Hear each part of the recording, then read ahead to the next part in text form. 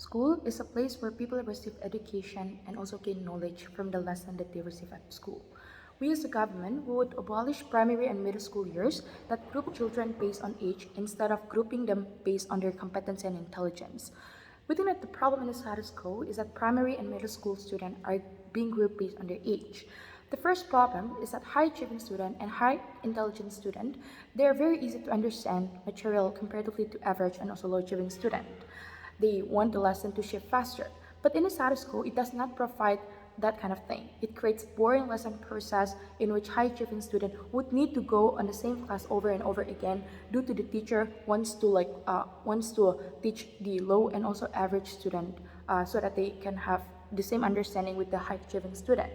But the other burden is that most high achieving student would be given lots of burden into improving their friends and also how they would become the carrier of the low and also high and also average student inside their class. But secondly, within an average student and low achieving student would be very hard to compete because they will need to compete with high achieving student in one class, and the class standard will keeps on increasing, and it makes them very hard to cope with the lessons. With it, by abolishing, it gives the student space for, especially for average and also low achieving student, to be able to compete with the student that have the same intelligence, but also will lessen the burden of the high achieving student. Few models in this motion. First, we would abolish primary and middle school years that group their children based on age. Secondly, we would run a test on primary school, also in middle school. For example, when a student start entering primary school, they would go on a test and they would enter the class according to their intelligence, but not based on their age.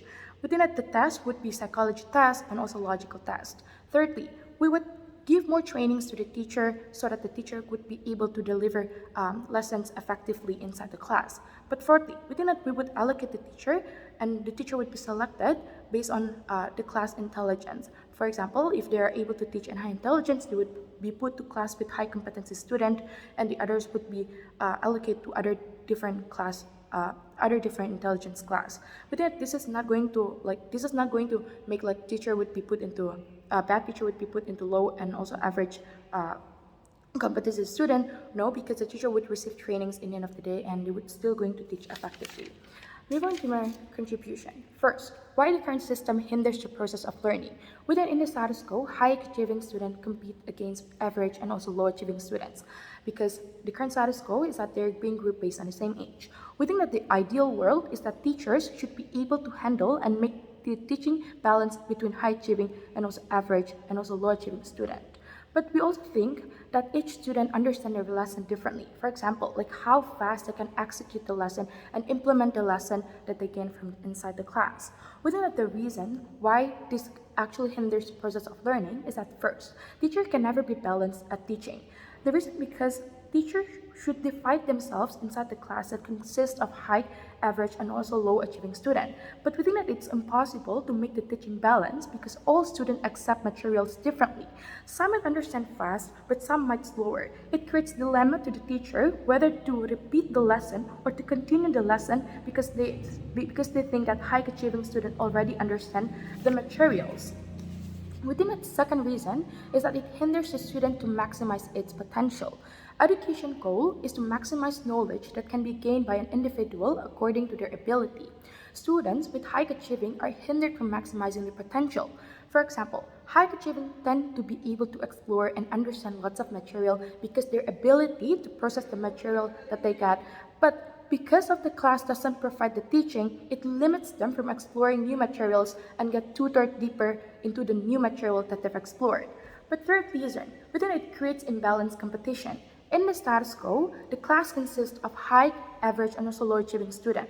Average and low, which is very vulnerable in the status quo, are being pushed to contribute the same as high achieving student because teachers would try to enhance more contribution coming from the average and also low achieving student to make the class more interesting.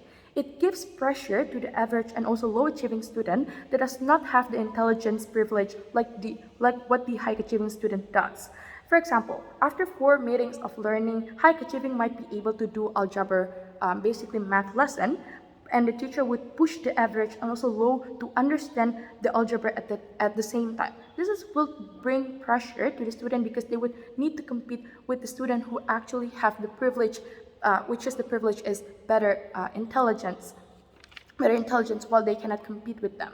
Within the comparison in here is that under opposition, student would be pushed to compete, and it will increase the burden, also the pressure given to the low and also average student. But also within a teaching would be repeatedly become imbalanced, because how the teacher would face dilemma and slow down the teaching just to prioritize average and also low achieving student. But under government, when we group the student based on their intelligence, at least student can compete with the other student who have the same intelligence, but also teacher can focus on teaching students that have the same intelligence, and we think that the gap inside the class wouldn't be too big, just like what would happen under opposition. Moving on to my second contribution, what are the manifestations from abolishing grouping based on age? First, it could maximize the high achieving student potential. By letting them compete with other students who have the same intelligence, they would face the people who are equal to them. Also, we think that the class would even be faster, shifting from one material to the other material according to their intelligence. But we think that they would also when we abolish it, the high achieving students wouldn't have to wait for the other student to understand, because basically they're equal. Within the lesson that will also be provided by the teacher would be more deeper, in which it will satisfy the high achieving student in learning. For example, they would contribute more because they think that the class is very interesting. But second manifestation, within the teachings would be more effective. Teacher could adapt and maximize their teaching according to the class group and effectively tackle to what the class members need. For example, they would design teaching strategy and method to effectively tackle the class member.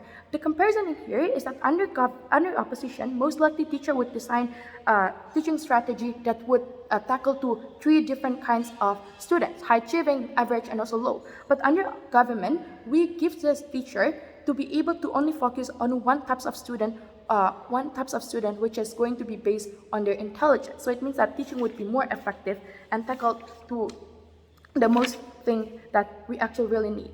But third manifestation is that student could save their age. High achieving could save their age and investing it to be used in the future. For example, after graduate from middle school, they could have some time left to be prepared before university. So it means that they would have more time to maximize before their university. Or even after graduate from university, they have some years left to look for better job and not getting too old to look for the other job in the future. So these are the manifestations. Even if opposition said that it brings less push to the low achieving student because study based on their intelligence, we say no, because low achieving under both sides would just going to be lazy. So it means that under both sides they would eventually be lazy, but we think it's just going to be worse under opposition, because the gap would be very high and it bring less hope to them to be able to compete. We think that for all of 2 reasons about why it hinders the process of learning, but also we've explained to you why this could bring lots of manifestations to the student. For all of those reasons, proud to propose.